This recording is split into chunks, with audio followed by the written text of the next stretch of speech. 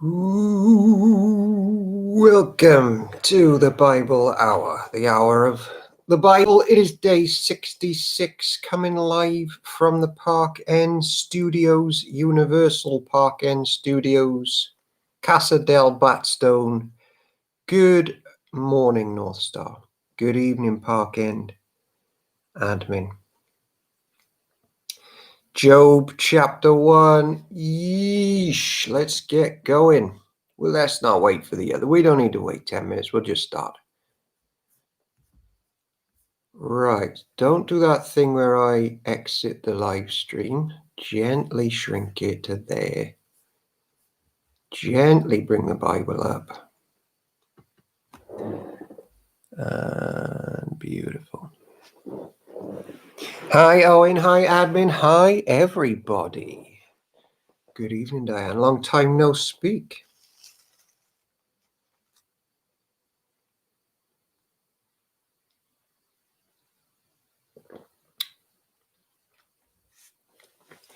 It's Neil. Some say the most capable admin, most tech-savvy admin, the most charming admin, the most winsome there in the chat.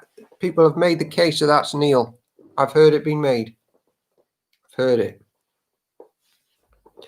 Good evening, Sam Whittington. Ooh, anniversary. How long? How many years, Sam and Neil? It's my 13th year wedding anniversary today. Oh my.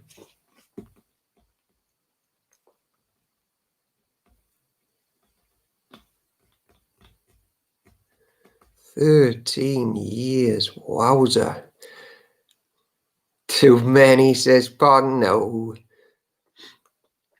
And you're celebrating it in the best way that any married couple could think of, by reading Job, the death of his wife and children, and his descent into doom and depression.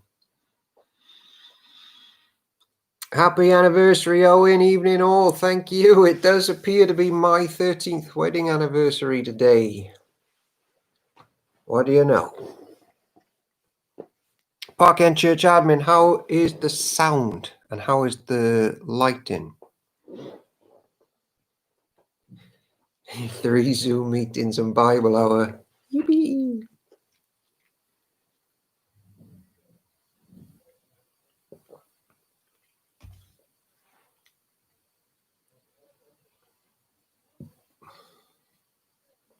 Sam and Neil, where did you get married? Was it in Park End Church? Who took the wedding? Where did you go for your reception? What did you eat? Tell me more. Thank you, Neil. Who did the best man speech? Did you have beef, pork, vegetarian chips? Oh, it's Sam and Neil's wedding anniversary, not mine. All right. Let's turn the phone off.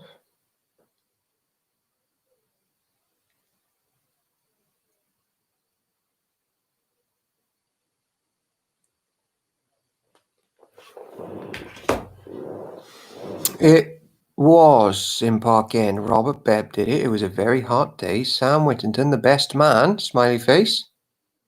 Oh, they had a great band at the evening do. Phil Townhouse, good evening. Now we get to Owen's favorite book of the Bible, the book of Job.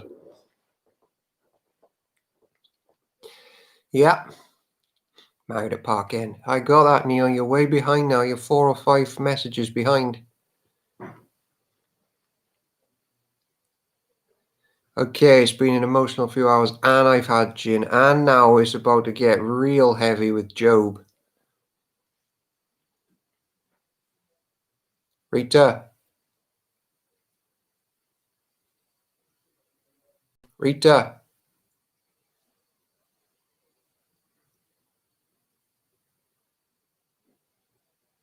She didn't hear me. Oh.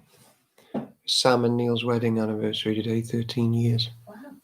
Happy anniversary. Happy anniversary from Mrs. Bible Hour. Oh, can you bring, at the allotted time, you know who for a display? Well, do you want to start there? Because. Yeah, I'm ready. Well, is there anyone on there? Yeah.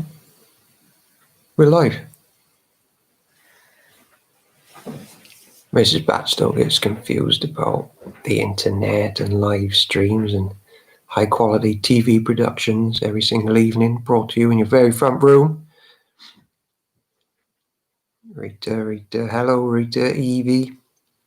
We should try and, before Park End Bible Hour ends and we get to Revelation, we should probably try and get Rita to make an appearance. That's what the world is demanding.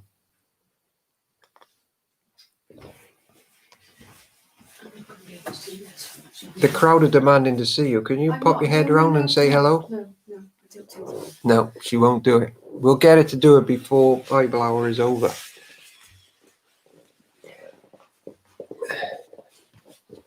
This is now Evie, who's literally 6 times the size, more than that now, of when she first arrived.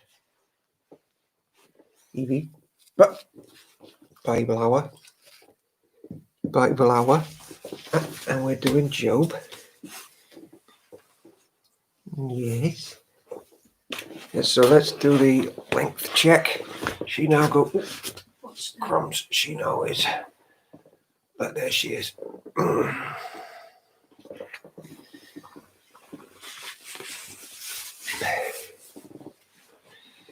That's Evie the dog. Was she here when we started Bible Hour? Like, she arrived around the start of the whole thing, didn't she? Yeah, she loves Moses. Her favourite book is Numbers. Massive. All right, Sam Winton. She's a bit sensitive about that. Her weight issues, actually. Ricky B, she's beautiful. Johnny says, wow. The love pouring out for Rita Batstone in the chat.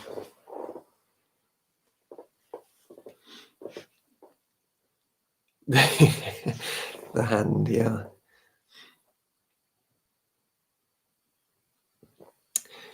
He's been wanting a puppy. What type of puppy is Jonty wanting? North Star? Tell you this, I haven't had a night's sleep in 4 months, 3.5 months. I have had a night's sleep, but not a whole night's sleep. Started off, I was up 3 times a night. So after Bible Hour, I had to go immediately to the sofa to sleep because I was up at 1 and then 3 and 5. Now she gets up at 6. A beagle, classic. My boys love beagles, or bagels as Levi calls them.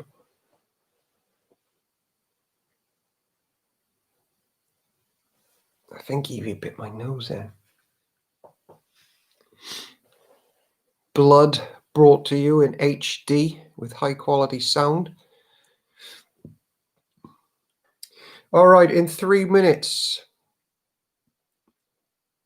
we are jumping into the book of Job. Heavy stuff. Everybody knows the first couple of chapters of Job. Then most people stop reading the middle chapters of Job and then tune in back at the end. But the middle chapters are really interesting. Good evening, Petit Bois. Good evening, Chris Henry. A comma there. Is she going to say more? Is that just the beginning of a post?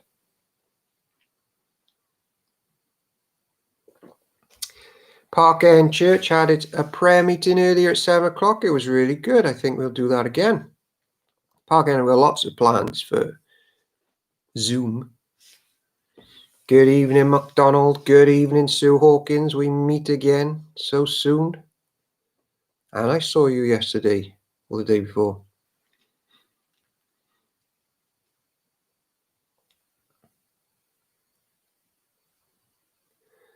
It's no use, Chris Henry. It's no use. Sam Whittington, it was amazing. I loved that. Job's friends, I know, we'll get into them in a bit. Sam Whittington loves a bit of praying.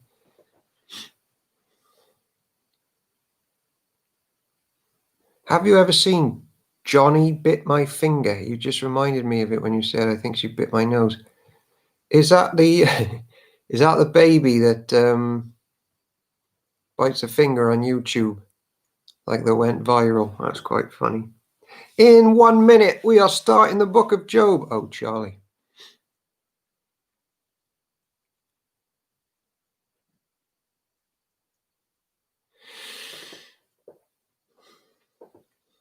So I haven't seen Jonty bit my finger. I've seen Charlie bit my finger. Yeah, that's a funny one.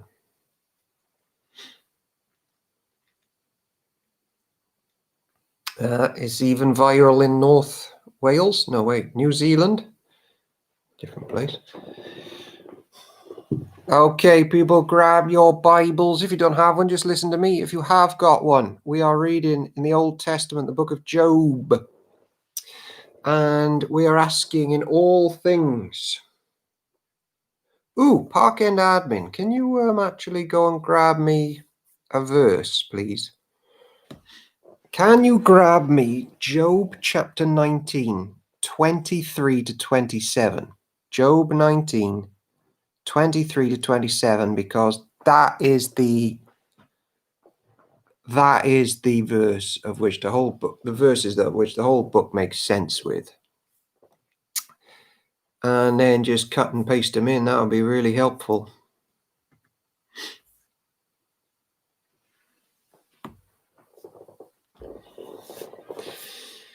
So for the rest of you, welcome on into the Bible Hour. If you want to know why we ask those questions, there are links below. If you want to check out our other stuff, we're on YouTube, Twitter, Facebook. Have fun fitting that on chat. Hey, what do we pay these admins for? They can handle bumps in the road like that.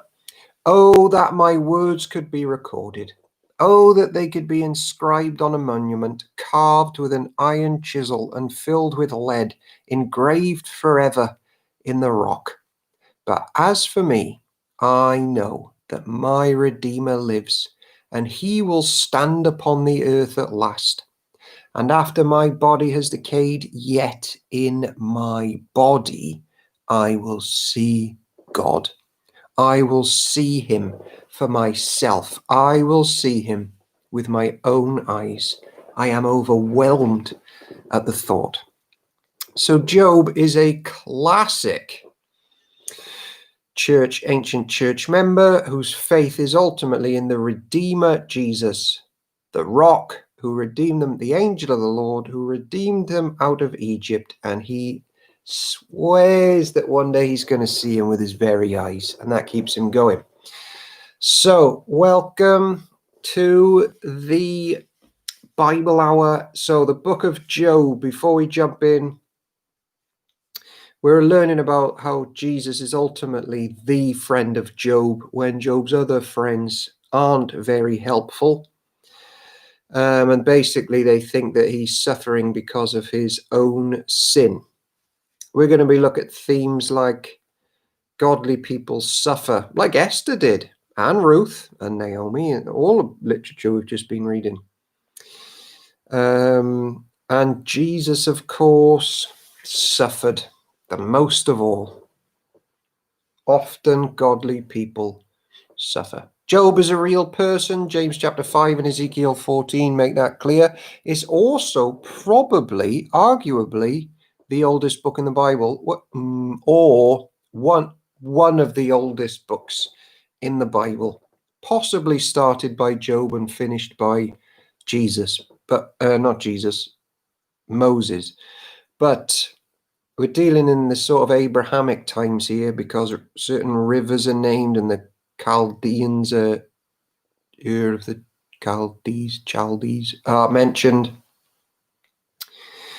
This, ladies and gentlemen, is a massive challenge to the modern Western world, especially those cheesy preachers on the God channels who try to take all your money in exchange for health, wealth, and prosperity, and they sell Jesus like he's a genie in a bottle who will grant you money, better bank accounts, and a Ferrari.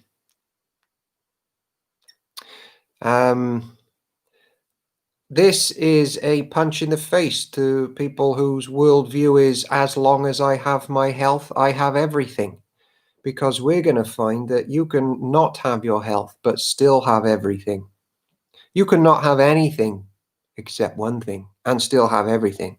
We're going to find that. There's way more to us than just good health, people. So it's not all over if we don't have good health.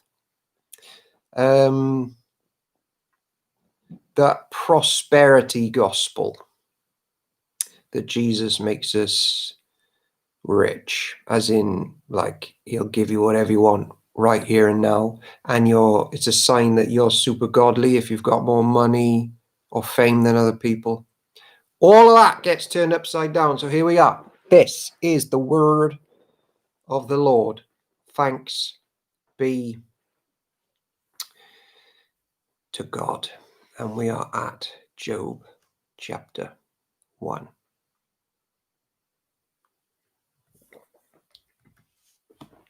Prologue. There once was a man named Job who had a bright red robe. No, that's not what it says. It doesn't say that. Also, Rita left the door open a bit and I'm freezing. Hold on.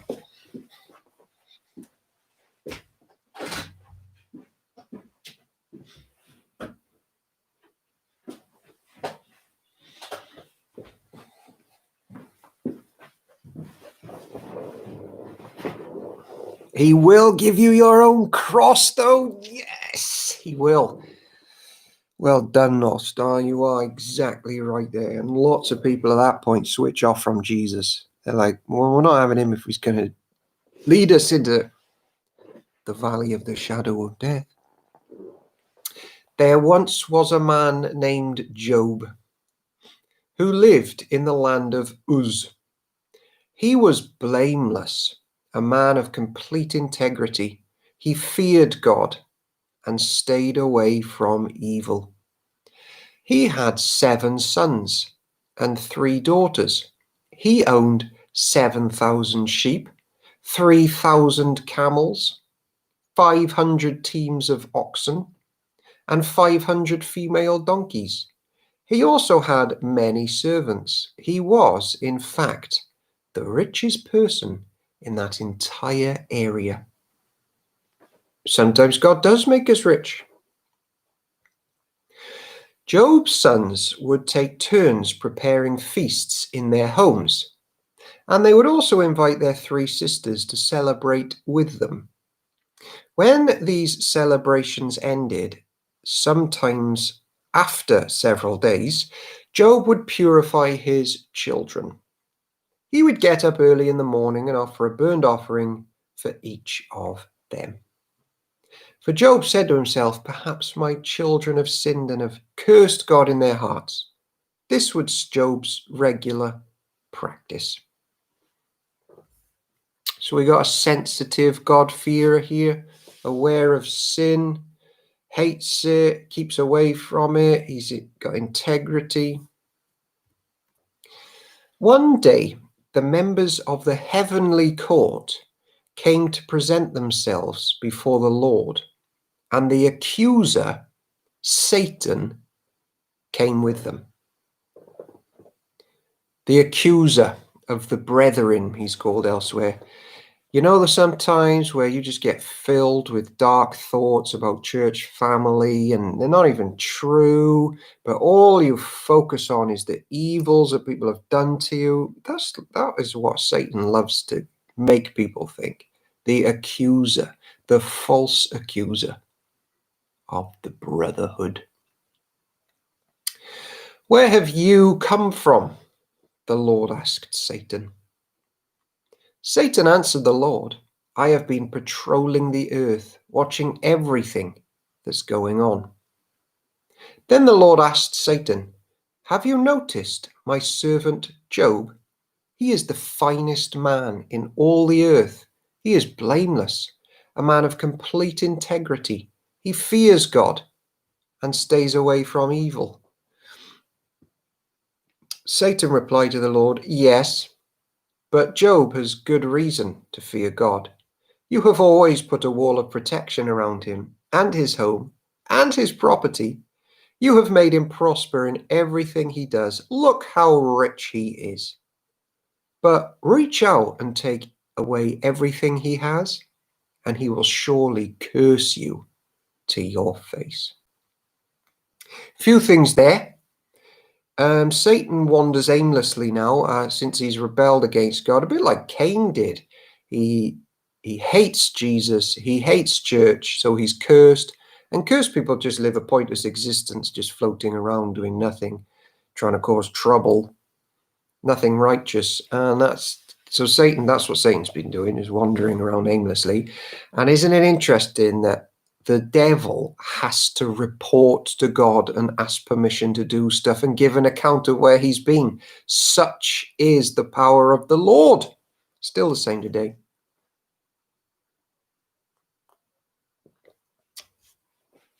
Verse 12. All right, you may test him, the Lord said to Satan. Do whatever you want with everything he possesses, but don't harm him physically. So Satan left the Lord's presence. One day, when Job's sons and daughters were feasting at the oldest brother's house, a messenger arrived at Job's home with this news. Your oxen were ploughing with the donkeys feeding beside them. When the Sabaeans raided us, they stole all the animals and killed all the farmhands. I am the only one who escaped to tell you. While he was speaking, another messenger arrived with this news. The fire of God has fallen from heaven and burned up your sheep and all the shepherds. I am the only one who escaped to tell you. While he was still speaking, a third messenger arrived with this news. 3 bands of Chaldean raiders have stolen your camels and killed your servants. I am the only one who escaped to tell you. While he was still speaking, another messenger arrived with this news. Your sons and daughters were feasting in their oldest brother's homes. Suddenly, a powerful wind swept in from the wilderness and hit the house on all sides. The house collapsed, and all your children are dead. I am the only one who escaped to tell you. Job stood up and tore his robe in grief. Then he shaved his head and fell to the ground to worship. He said, I came naked from my mother's womb, and I will be naked when I leave. The Lord gave me what I had, and the Lord has taken it away. Praise the name of the Lord. In all of this, Job did not sin by blaming God. The Lord giveth, and the Lord taketh away. Blessed be the name of the Lord. That is a massive opening chapter with huge theological implications on the nature of suffering and things like that. Just say a couple of things. Satan seems to be so discontented with himself and his own purpose now, and his own failure. He just really points out the flaws of others. Oh, this one only likes you because ... And what's interesting there is the Lord didn't tell Satan to cause harm on Job. He just let Satan do what he wanted. And what is the very thing that Satan does when Satan is free to do what he wants? Murder and destroy. I'm trying to teach my children that Jesus is good and kind and wants the best for us. The world of Satan and outside of church, he just murders and destroys. Job chapter 2. One day, the members of the heavenly court came again to present themselves before the Lord, and the accuser Satan came with them. Where have you come from? The Lord asked Satan. Satan asked the Lord, I have been patrolling the earth, watching everything. that's going on. Then the Lord asked Satan, have you noticed my servant Job? He is the finest man in all the earth. He is blameless, a man of complete integrity. He fears God and stays away from evil, and he has maintained his integrity, even though you urged me to harm him without cause. So chapter 2, who knows, could be days later, months later, years later. But Job was hung on in there. Satan replied to the Lord, skin for skin. A man will give up everything he has to save his life, but reach out and take away his health, and he will surely curse you to your face. I.e., if we have our health, we have everything. That is the most important thing that humans are made for, health. All right, do with him as you please, the Lord said to Satan, but spare his life. So Satan left the Lord's presence, and he struck Job with terrible boils from head to foot. Job scraped his skin with a piece of broken pottery as he sat among the ashes. His wife said to him, are you still trying to maintain your integrity? Curse God and die. But Job replied, you talk like a foolish woman. Should we accept only good things from the hand of God and never anything bad? So in all this, Job said nothing wrong. Isn't that really powerful?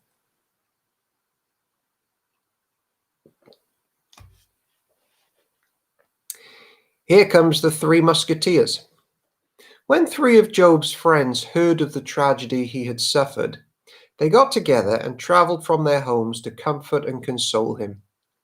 Their names were Eliphaz the Temanite, Bildad the Shuhite, and Zophar the Naamanthite. Basically, they're all descendants of Abraham. When they saw Job from a distance, they scarcely recognized him. Wailing loudly, they tore their robes and threw dust into the air over their heads to show their grief. So we're now entering the territory of church trying to comfort church. How do we go about that when we see people suffering? So they've joined him there so far. Then they sat on the ground with him for 7 days and nights. No one said a word to Job, for they saw that his suffering was too great for words.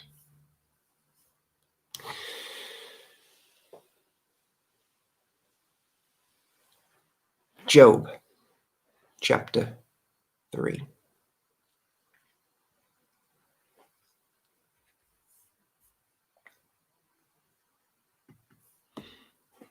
Job's first speech. At last, Job spoke, and he cursed the day of his birth.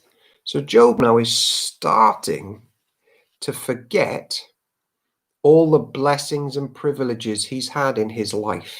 That can so often happen when we're consumed with suffering and falling into depression.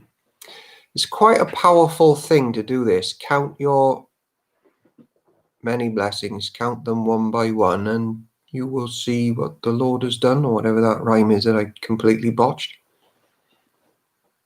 Name them one by one, and it will surprise you what the Lord has done, is something like that. He said, let the day of my birth be erased, and the night I was conceived. Let that day be turned to darkness. Let it be lost, even to God on high, and let no light shine on it. Let the darkness and utter gloom claim that day for its own. Let a black cloud overshadow it, and let darkness terrify it. Let that night be blotted off the calendar, never again to be continued among the days of the year, never again to appear among the months. Let that night be childless. Let it have no joy. Let those who are experts at cursing, whose cursing could rouse Leviathan, curse that day. That term Leviathan, we're going to get back to that, but remember that in a bit. Leviathan, the serpent, I think in some versions later called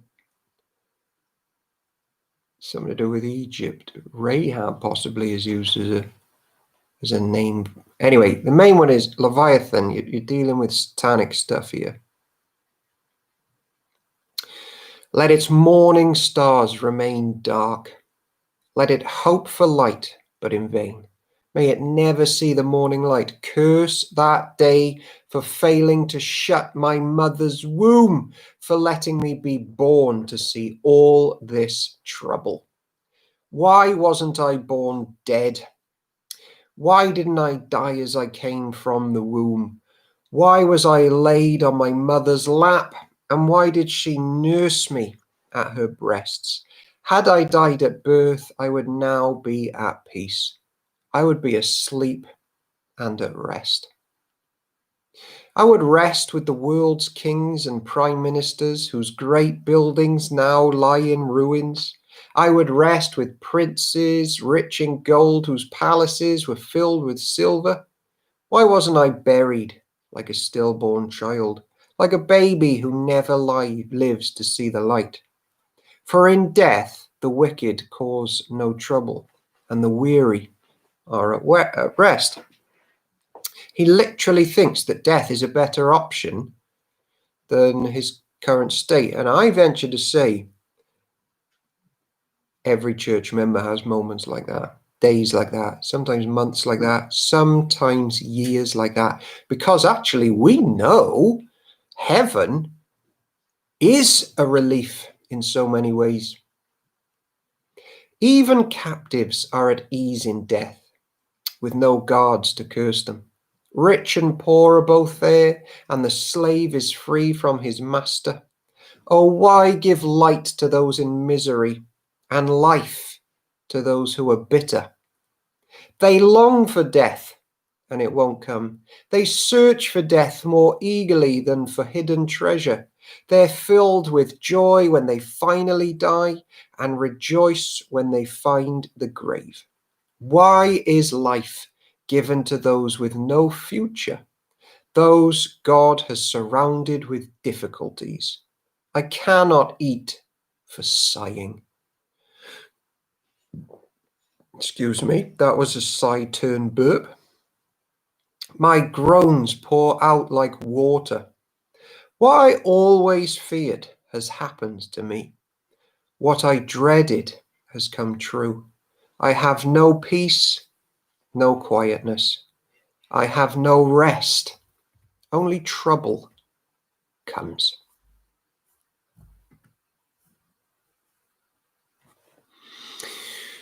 Deep stuff on Neil and Sam's wedding anniversary. So I just want to say a couple of things now about Bilbo, Frodo, and Muggins. So Job's friends all have first of all, there are like the largest books ever have been written about the book of Job and trying to figure out what their friends are on about. So I'm trying to condense probably 700 hours worth of research over the years of knowing a bit about Job. But keeping to the point, the book by book ones stick to the point, and they basically sum it up most helpfully. And each of Job's friends have a philosophy of life that they try and bring to Job. But the problem is all of them put more of a burden on Job's shoulders and on human shoulders. Each of them believe in different ways that if we do the right thing or think the right thoughts, then health and wealth will be ours. In other words, therefore, it's Job's fault that suffering has come upon him and his family. Eliphaz is first up, and he thinks Job's confidence should be in Job's righteousness and not turn to emptiness and brokenness. He wants Job to turn to the Lord with arms full of these righteous acts that Job has done in his past life. But the problem that is, as we've just said, it means good people get good things. So Job must be bad and really bad, because he's wicked. Therefore, he needs to confess. So it's not the greatest philosophy that being a good person equals you get good stuff. Also, I'll get to that at the end. Yeah, I'll get to that at the end. Job 4. Eliphaz first is a response to Job. Then Eliphaz the Temanite replied to Job, "Will you be patient and let me say I'm going to say something layered here, because it's just coming to me now in these thoughts, because I'm like a pastor of a church, and you have to be so careful about the counsel you give, and often it's better to just shut up and listen, usually that way. But if you say things like, it will all be okay in the end, you are a nice person, and they may well be a nice person, but if you put their future prosperity on their character, you guarantee you are inferring, and it'll hit them sooner or later, that because you are a nice person, then you will prosper again. And then they think, therefore I must have been a bad person because I'm not prospering now. It's like it's too much of a weight, and it's not biblical. Then Eliphaz the Temanite replied to Job, "Will you be patient and let me say a word? For who could keep from speaking out? For who could keep from speaking out?" Okay. "In the past, you have encouraged many people. You have strengthened those who were weak. Your words have supported those who were falling. You encouraged those with shaky knees." Isn't that funny? Of course, I don't know if you find it funny, and now it's awkward because I'm in a room laughing on my own. But he lists the times that Job has encouraged people with shaky knees. There's a place for that sort of encouragement. But now when trouble strikes, you lose heart. You are terrified when it touches you. Doesn't your reverence for God give you confidence? Doesn't your life of integrity give you hope?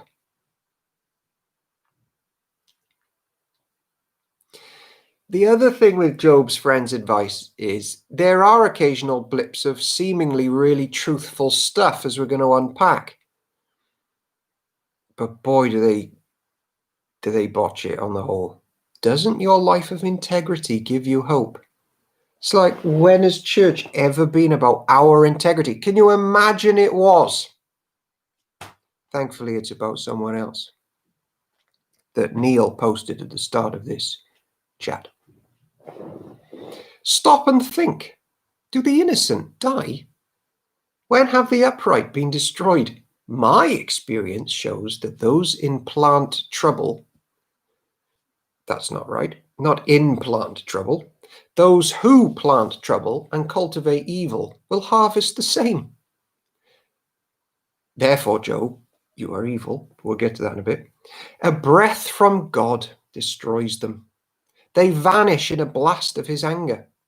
The lion roars and the wildcat snarls, but the teeth of strong lions will be broken.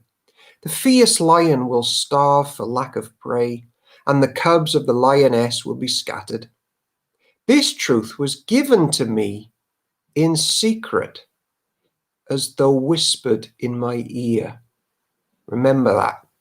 It came to me in a disturbing vision at night, when people are in a deep sleep. Fear gripped me, and my bones trembled. A spirit swept past my face, and my hair stood on end. The spirit stopped, but I couldn't see its shape. There was a form before my eyes. In the silence, I heard a voice say, "Can a mortal be innocent before God? Can anyone be pure before the Creator?" If God does not trust his own angels and has charged his messengers with foolishness, how much less will he trust people made of clay? They are made of dust, crushed as easily as a moth. They are alive in the morning, but dead by evening, gone forever without a trace. Their tent cords are pulled and the tent collapses. They die in ignorance. Before we just go for a break here for 66 seconds, Eliphaz's religious experiences, where's he getting his advice from that good equals good and you've been bad, so you're being punished? It's this spirit that glides past his face and whispers in his ear. Now, the gliding spirit is also in other parts of Scripture. It's in Deuteronomy 32:24. And it notes that it is the snake or serpent that glides in the dust. And in Job 26:13, we are explicitly told that the Lord has pierced the gliding serpent. Most clearly of all, thinking of Job chapter 41 and Isaiah 27 verse 1, it speaks about the day that he will completely destroy Leviathan, the gliding serpent. So that sort of thought that if you suffer, it's your fault and you'll be prosperous again if you become morally well behaved is satanic. That's satanic, and that's bad advice. And on that note, ladies and gentlemen, let's break for 66 seconds and have a light-hearted snack, because we're dealing with light-hearted stuff. Let's go and have an utterly butterly cracker. Let's go and have a zero-fat yogurt. Let's go and drink some red top milk. And we'll be back here in 66 seconds.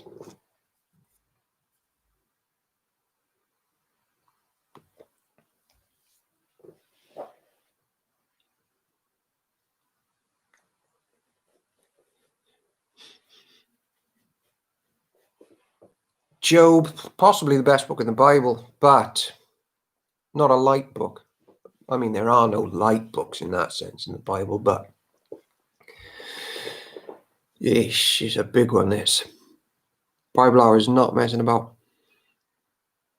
That's refreshing to know, because when you have a bout of depression, you feel terribly guilty for feeling so bad. You're spot on, Sue Roberts. And the book of Job, I think, is written to help that sort of thought process to come out of it.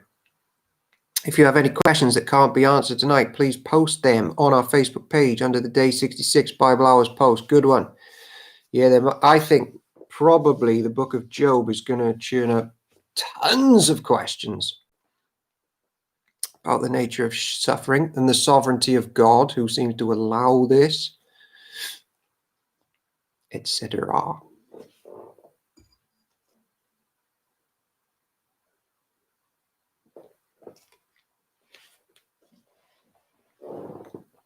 I mean, just to throw a spanner in the works, though, on Sue Roberts' helpful comment, sometimes we feel depressed because we have been really guilty, and we should feel guilty and have a belly full of guilt and do something about it. Like if I went and smacked Rita across the head with a baseball bat after Bible Hour and fell into like guilt, it's like good. But there are so many bruised reeds and tender flax in the church who just suffer, and it's like with mental illness or physical illness or difficulties in family, and it literally is not because they've done something specific and that they have to confess a hidden sin that they need to find and churn out. Like Jesus dealt with this, didn't he? Why is this child born blind? Is it the fault of the parents? Jesus says, no. Why did the Tower of Siloam fall on the people? Is it their fault? Jesus says, no.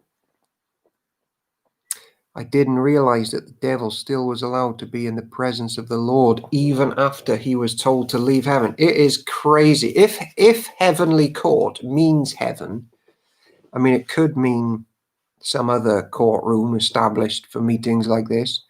But that is, it's unbelievable stuff. Unbelievable in the sense that it's believable, but astonishing.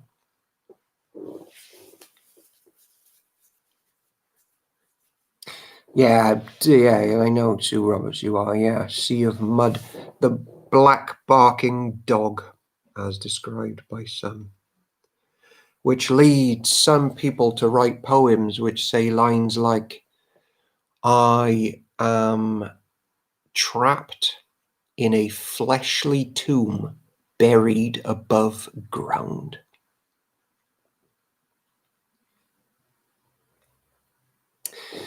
Job chapter 5. Park End, I don't worry about it. I won't get you to paste this one. This one is a slippery one, Job chapter 5, because there's good mixed with bad here. Eliphaz's response continues. Cry for help, but will anyone answer you? Which of the angels will help you? Sue Roberts, I have a book of them that I have written. Yeah. Surely resentment destroys the fool, and jealousy kills the simple. I have seen that fools may be successful for the moment, but then comes sudden disaster. Their children are abandoned, far from help. They are crushed in court with no one to defend them. The hungry devour their harvest, and when it is guarded by brambles. The thirsty pant after their wealth. Good evening, Phoenix. Welcome to the Bible Hour. We're just reading Job chapter 5, learning about Jesus and church and suffering. Nice dab. Welcome on in. The hungry devour their harvest, even when it is guarded by brambles. The thirsty pant after their wealth. But evil does not spring from the soil, and trouble does not sprout from the earth. People are born for trouble, as readily as sparks fly up from a fire. If I were you, I would go to God and present my case to him. He does great things too marvelous to understand. He performs countless miracles. He gives rain for the earth and water for the fields. He gives prosperity to the poor and protects those who suffer. He frustrates the plans of schemers so the work of their hands will not succeed. He traps the wise in their own cleverness so their cunning schemes are thwarted. They find it is dark in the daytime, and they grope at noon as if it were night. He rescues the poor from the cutting words of the strong and rescues them from the clutches of the powerful. And so at last the poor have hope, and the snapping jaws of the wicked are shut. But consider the joy of those corrected by God.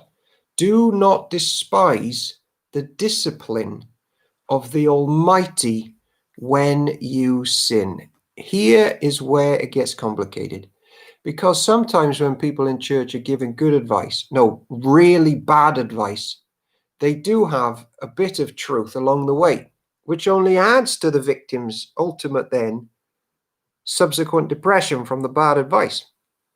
Because verse 17 is a profound truth taught in scripture, found in Psalm 94, Proverbs 3, and Hebrews 12. The Lord does bring us back from unrepentant sin, and he disciplines his church. He doesn't judge them and cut them off and banish them into hell forever, because Jesus has taken that. But he does chastise and discipline those whom he loves to bring them to a better place. It is a sign. If we're under the discipline of God to repent of sin, it is a sign of his love that he hasn't given up on us, right? However, is Eliphaz using this deep truth in the right way? Because is Job really a Christian who is refusing to repent of a sin, or a child who is in need of chastisement? Bible Hour. The answer to that, from what we learned so far, is no. So this is where Christian counsel can be so bad, when we start fishing around for sins in people's lives that aren't there. Vladimir Dovezky, welcome on in. Please turn on Russian translation. I'll leave that to the Park End admin. See if they know Russian. They might do. If not, I'm sorry, man. So that's verse 17. Do not despise the discipline of the Almighty when you sin. On a personal note, there are people in my family, I won't say distant family or immediate family or married family or blood family. I won't say how, but I have been around seriously suffering people, often mentally suffering people. And it's not through sin.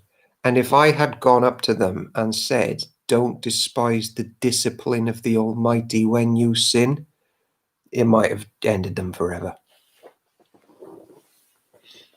For though he wounds, he also bandages. He strikes, but his hands also heal.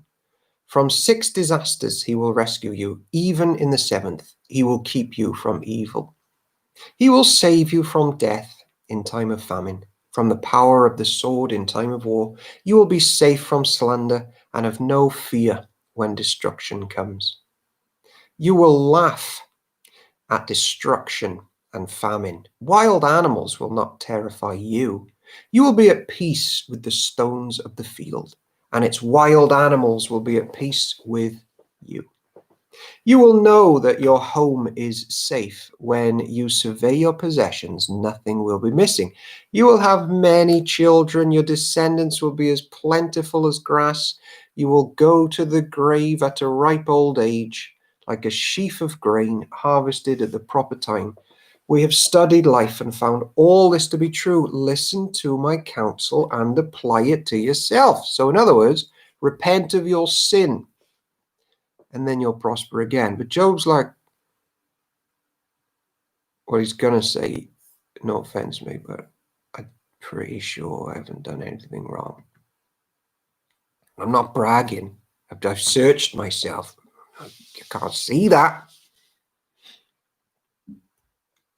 Would you believe it, ladies and gentlemen? We're on the 4th. It is 9:45. Time doth fly in the book of Job. So take 44 seconds. Go and on Amazon order a box of Pop-Tarts and then shove one in the toaster.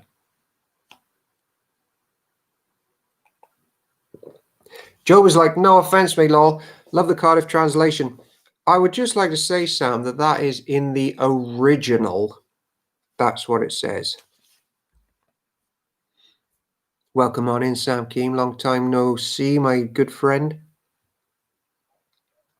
We have made it all the way to Job chapter 6.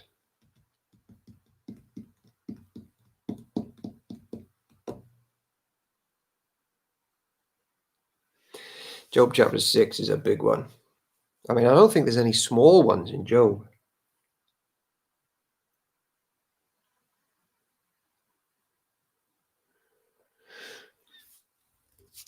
Job chapter 6, right?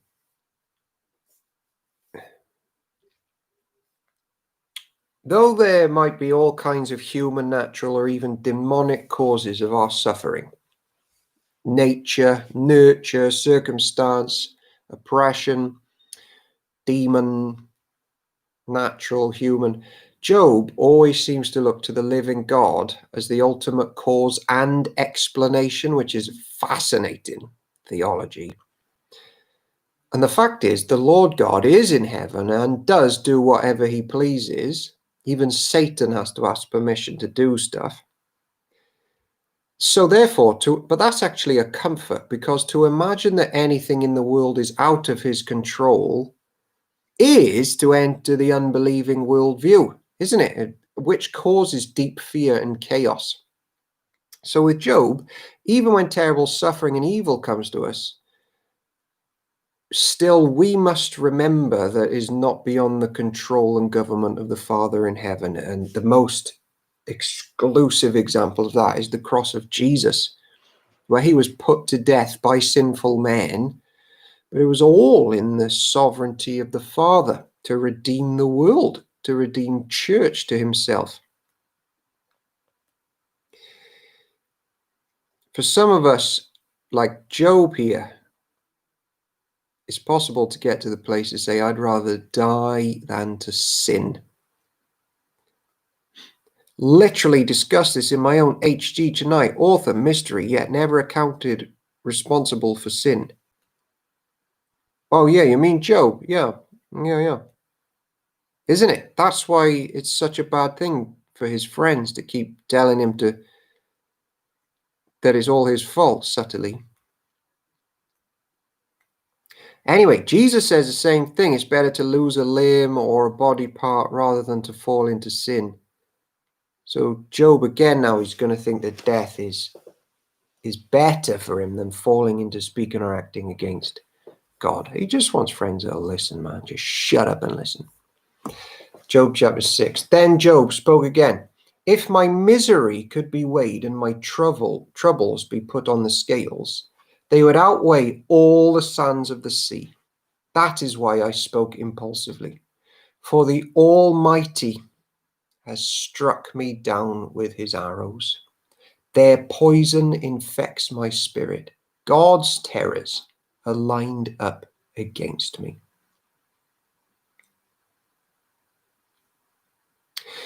Don't I have a right to complain? Don't wild donkeys bray when they find no grass, and oxen bellow when they have no food? Don't people complain about unsalted food? Does anyone... Suppose we do. Does anyone want the tasteless white of an egg? I don't. I do not want a tasteless white of an egg, Job.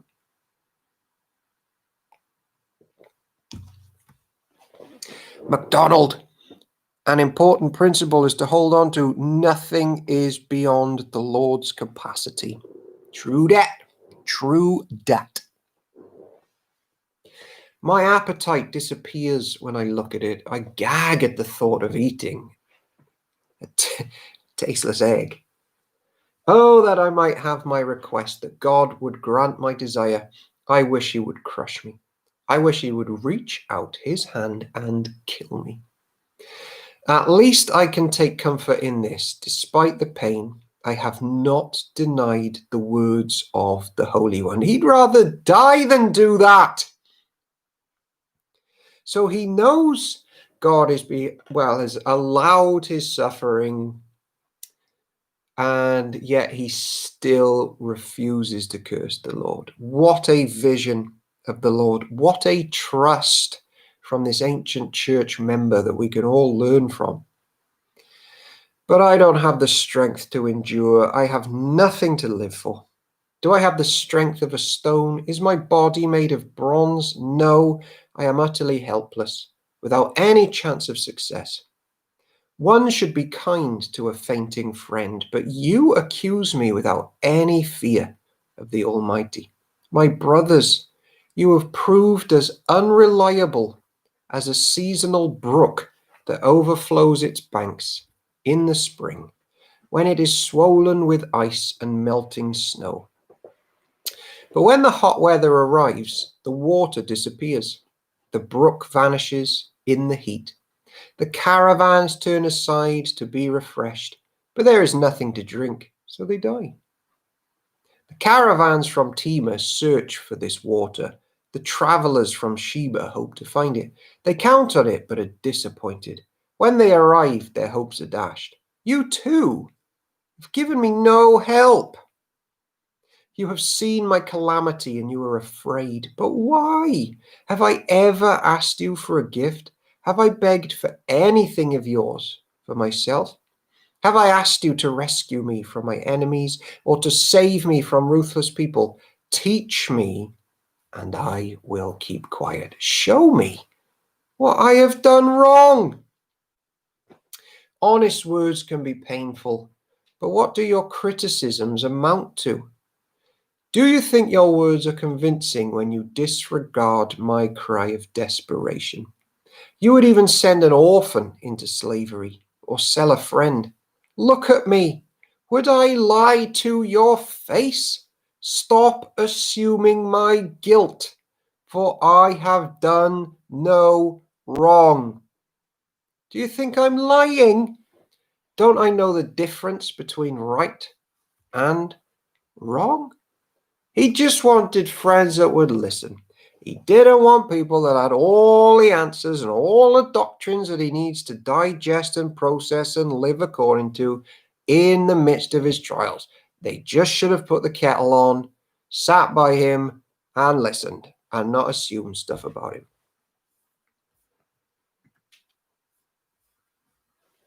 I'm just saying. Job, chapter 7. Sometimes dreams are from Satan. I don't have a problem with that, as in with that teaching. It's in the Bible. And there are times, ladies and gentlemen, when our brother Job is so overwhelmed with anguish and bitterness of soul that he loses the sight of Christ and only sees his troubles. And I venture to say every church member in the Bible Hour group has gone through that. Like Peter, who looked at the water instead of Jesus, he started to drown. So when Job allows his sufferings to fill his vision, there's no longer any place for Christ, and he begins to drown.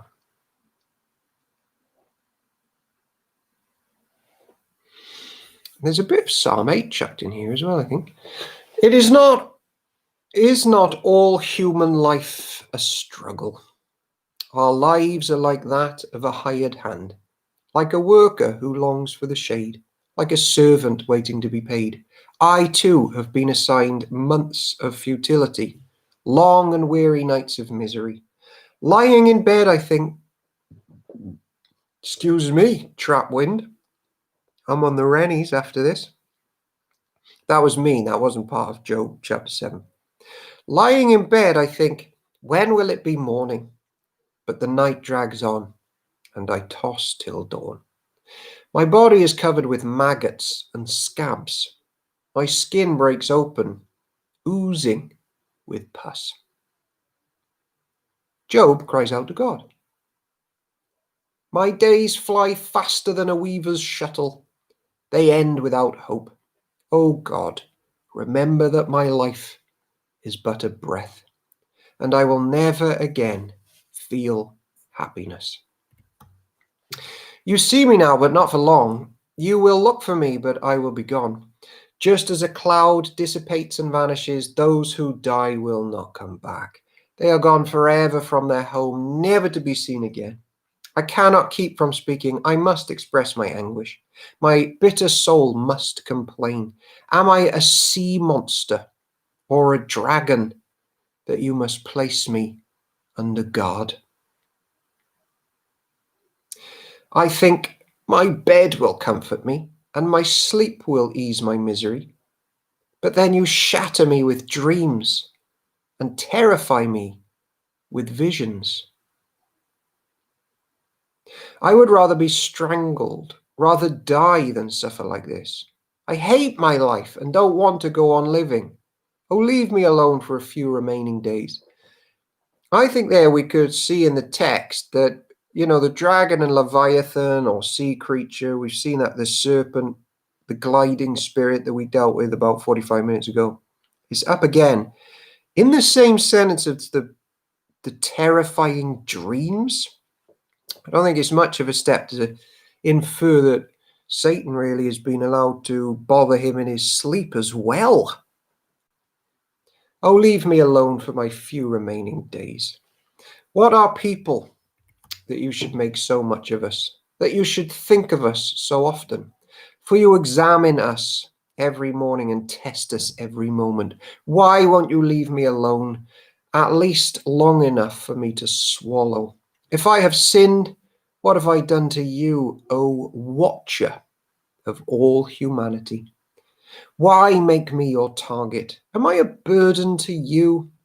Why not just forgive my sin and take away my guilt? For soon I will lie down in the dust and die. When you look for me, I will be gone. Just reread verse 17 a minute. What are people that you should make so much of us, that you should think of us so often? In the book by book series, they draw their comparison to Psalm 8, where the psalmist of Psalm 8 asked that same question: who are we that you are mindful of us? But the psalmist finds an answer to the question in the Lord Jesus Christ, is the true human ruler over all creation. Hebrews 2, 5-9 basically explains Psalm 8 like that. Who are we that you would consider us? Oh yeah, the Son of Man, you consider him, so you consider us. A lot of English translations botch Psalm 8. But really, the Psalms say, and the Father considers us because we're made in the image of Jesus, and Jesus represents us. But Job here, who's currently focused on his problems too much instead of on Christ, he thinks God's focused attention on humanity is just now too intense to bear. Just kill me. Get rid of me. I cannot believe that it's 21:28 and the end of Bible hour is upon us. We cannot start Job 8 now, can we? No, we can't do that. No, we can't do that. It's massive. Ladies and gentlemen, that felt like the quickest hour so far. Possibly for some of us, some of the most important truths there about suffering and the nature of illness and things like that, and how not to think and how not to counsel others. This is the word of the Lord. Thanks be to God. If I were you, if you're still alive this time tomorrow night, I would jump back in for more of this important stuff, particularly as society and culture at the moment seems particularly frail and suffering prone. God willing, we will be back tomorrow.